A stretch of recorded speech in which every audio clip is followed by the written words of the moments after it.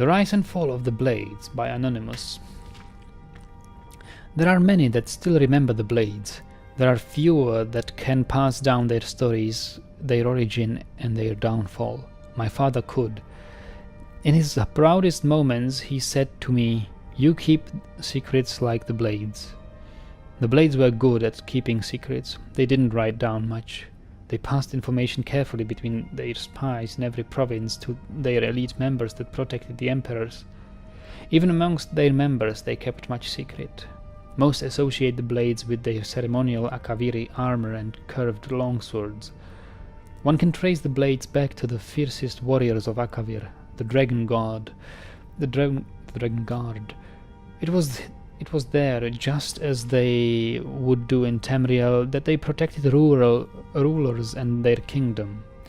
But recent discoveries show it to be much more than that. Many classic texts tell us of adventures to Akavir, known as the Dragonlands of the East. Many from Tamriel have attempted to conquer it, most famously Emperor Uriel V and his 10th Legion in the Third Era 288, as documented in the Imperial Dispatch Disaster at Ionith. Dragons have long been a legend in Akavir, and many believe that their brief appearance in Tamriel's history are those that escaped Akaviri, for it was there they were hunted and killed off by the Dragon Guard. The Dragon Guard would follow those that fled to Tamriel in the late First Era.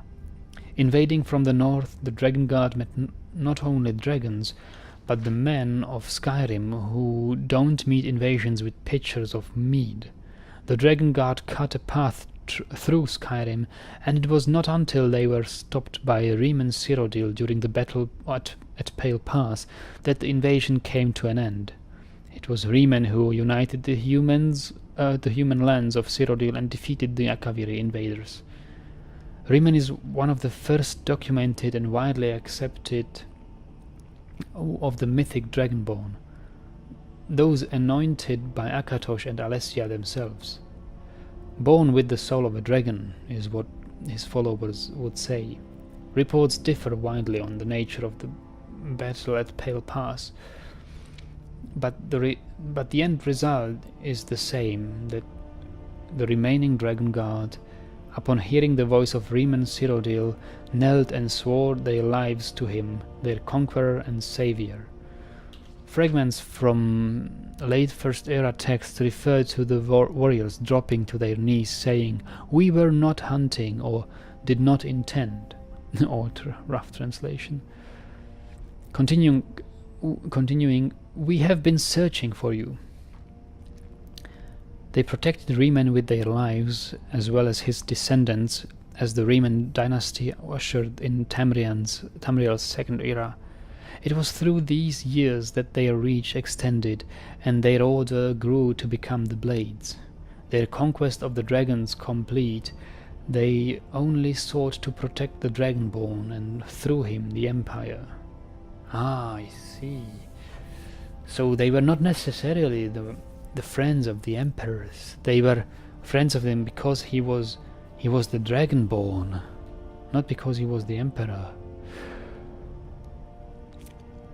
It now occurs to me, if I'm a Dragonborn and make the Blades my friends, they could protect me in my case against the imperial rulers of Tamriel. They may be worthy allies. I may even go back to that Delphin one day and see what these Blades are all about. If they only protect the Dragonborns, and not necessarily the emperors. You see, it was my ignorance of the history. I really need to read more books. Well, they reached their height late. They reached their height late during the Third Era, under the rule of the Septim Emperors. Despite their numbers, they kept their secrecy. The most visible and well documented were the members who personally guarded the Emperor, still wearing the original Akaviri armor. But that was just the tip of the spear for the blades. The blades were a larger organization, stretching to every corner of Tamriel. These agents were of every race.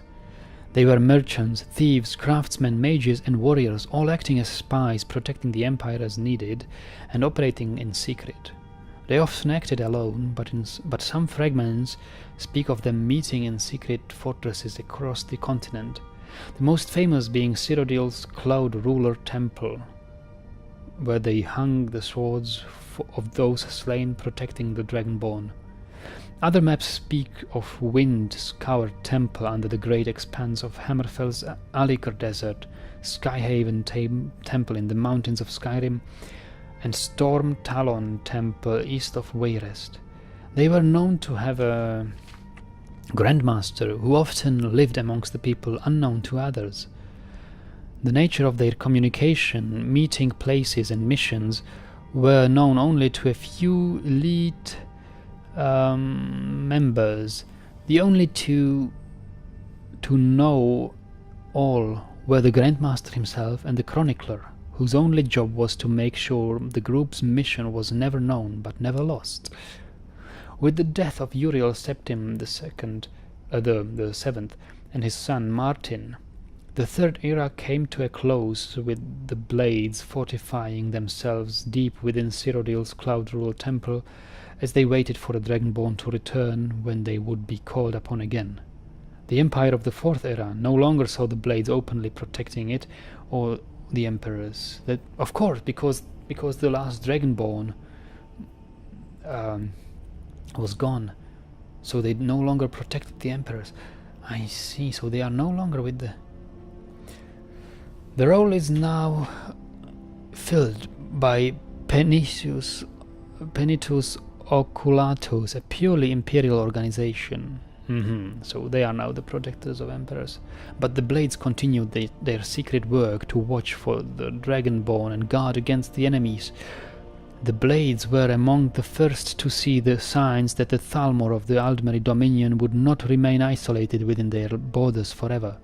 They could do what the Penitus Oculatus, servant to imperial policy, could not, and thus earn the lasting hatred of the Thalmor.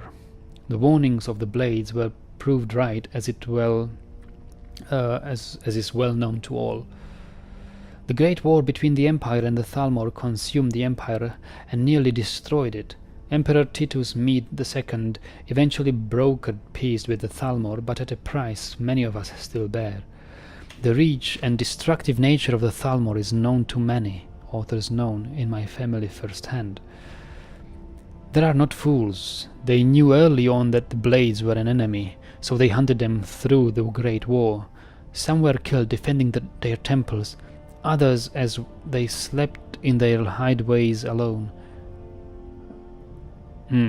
Some fought, some ran, some hid, but the Thalmor found them all. There are those that say the Blades still exist around us, in hiding from the Thalmor, waiting as they have done time and time again for a Dragonborn to return, for one to protect, for one to guide them.